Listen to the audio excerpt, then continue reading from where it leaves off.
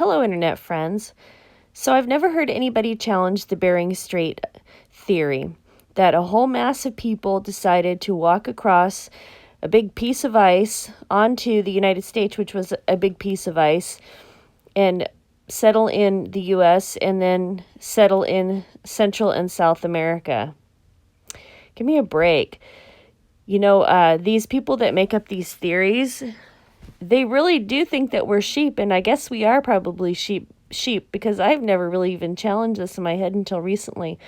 So here is a video where the guy talks about the Bering Strait. This is just a little clip that I'll put a link in the description. I hope you enjoy. The global dispersal of modern humans is really an unprecedented event in Earth history. There may be some invertebrates or some bacteria that have dispersed this quickly into so many different climate zones and habitats, but I think certainly among vertebrates, I can't think of anything that spreads this quickly within really a few thousand years for Eurasia into so many different habitats. Everything from boreal forests to deciduous woodlands to tropical margins, rainforests, desert margins, rainforests, virtually everything except maybe the driest areas of North Africa and Australia.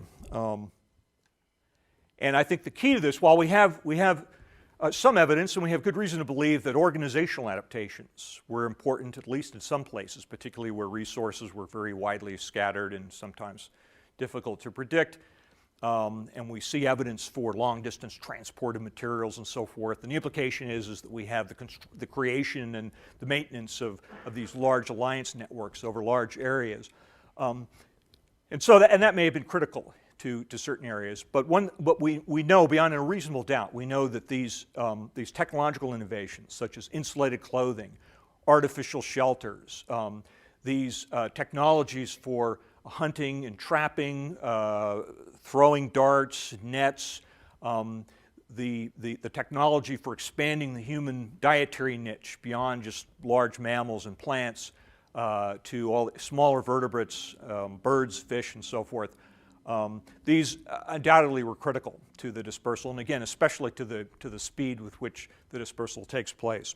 And they're of a special interest to me. That's really the focus of my research.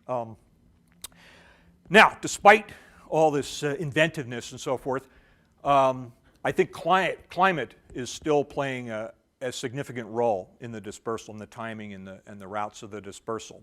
Climate was, if we look, this is a correlation here between the Antarctic and the Greenland ice sheets. And as we can see here, between 65 and 25,000 years ago, there was considerable oscillation here in the climate. And I draw your attention especially to, well, okay, the numbers on the bottom here refer to what are the Greenland interstadials, which are numbered 1 through whatever it is. And I call your attention to Greenland interstadial 12 in particular, which appears to be a period of sustained and substantial warmth here. That seems to have played a major role in the dispersal of modern humans in northern Eurasia, as we'll see, into some of the colder, drier areas of the northern latitudes.